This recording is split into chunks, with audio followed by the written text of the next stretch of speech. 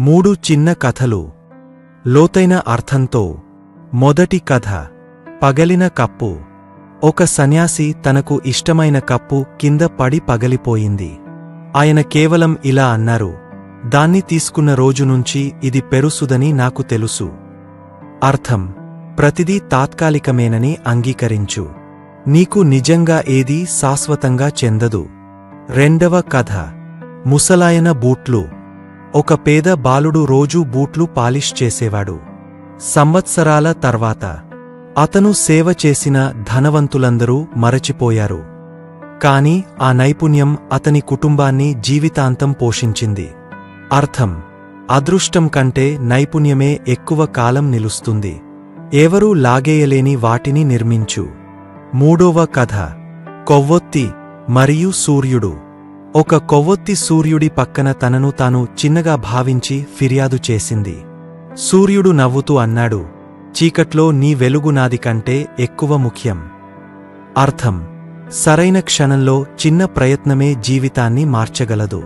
ఈ 3 చిన్న కథలు మీ గుండెలో పెద్ద చెట్లుగా ఎదగగల 3 చిన్న విత్తనాల్లా ఉన్నాయి. మొదటి కథ నేర్పేది: ప్రతిదీ సాఫీగా పట్టుకో.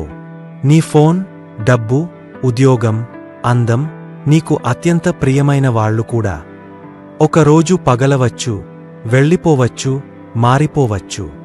వాటిని గట్టిగా పట్టుకుంటే నీ గుండె కూడా పగలిపోతుంది.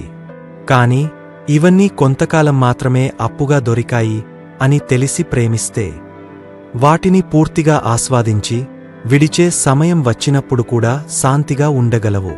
ఈ లోకంలో ప్రతిదీ అతిథి మాత్రమే. దేవుడు, నీ ఆత్మ మాత్రమే శాశ్వతం. రెండవ కథ ఒక రహస్యాన్ని గుసగుసలాడుతోంది. అదృష్టం కోసం వేచి ఉండటం మానేసి నైపుణ్యాలు తయారు చేసుకో. ఆ బాలుడి దగ్గర ఏమీ లేదు, కానీ సిద్ధంగా ఉన్న చేతులు ఉన్నాయి. రోజూ గర్వంతో బూట్లు పాలిష్ చేశాడు. ఆ చిన్న అలవాటే అతని కుటుంబానికి ఆశీర్వాద నదిగా మారింది. డిగ్రీ మాసిపోవచ్చు, అందం తగ్గపోవచ్చు, కనెక్షన్లు ఉండకపోవచ్చు. కాని నువ్వు రోజూ పదును పెట్టే నైపుణ్యం నిన్ను పోషిస్తుంది, కాపాడుతుంది, అన్నీ మూతపడినప్పుడు తలుపులు తెరుస్తుంది. ఈ రోజు నుంచి మొదలుపెట్టు. ఏదైనా ఉపయోగకరమైనది నేర్చుకో. రోజూ ప్రాక్టీస్ చెయ్యి. ఒకరోజు నీ చిన్న వయస్సు నిన్ను ధన్యవాదాలు చెప్పి నవ్వుతుంది. మూడవ కథ, తనను తాను చాలా చిన్నవాడిగా, సామాన్యుడిగా, బలహీనుడిగా భావించే ప్రతి ఒక్కరికి నేను ఒక్కడినే. నా ప్రార్థన చిన్నది, నా డబ్బు తక్కువ, నా గొంతు నిశ్శబ్దం అని అనిపిస్తుందా? సూర్యుడి మాట విను. చీకట్లో ఒక చిన్న కొవ్వొత్తి కూడా హీరో అవుతుంది. ఎవరో అతి కష్ట సమయంలో నీ ఒక మంచి మాట, అర్ధరాత్రి నీ చిన్న ప్రార్థన, ఎవరూ చూడనప్పుడు నీ నిజాయితీ ఆ వ్యక్తికి 1000 సూర్యుల కంటే ప్రకాశవంతంగా కనిపిస్తాయి.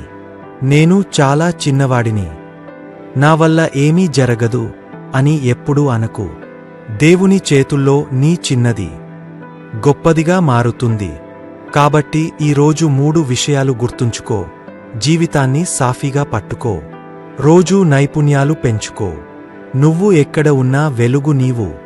పెద్దవాడిగా, ధనవంతుడిగా, ప్రసిద్ధుడిగా ఉండాల్సిన అవసరం లేదు అందమైన జీవితం గడపడానికి. అంగీకరించే గుండె, శ్రమించే చేతులు, ఎప్పుడూ ఆర్పబడని వెలుగు. ఇవే చాలు. 3 చిన్న కథలు, ఒక పెద్ద, అందమైన జీవితం నిన్ను వేచి ఉంది. ఇప్పుడే దాన్ని జీవించడం మొదలుపెట్టు. దేవుడు నీ చిన్న అడుగులకు నవ్వుతున్నాడు. ఆయనకు అవి ఎప్పుడూ చిన్నవి కావు.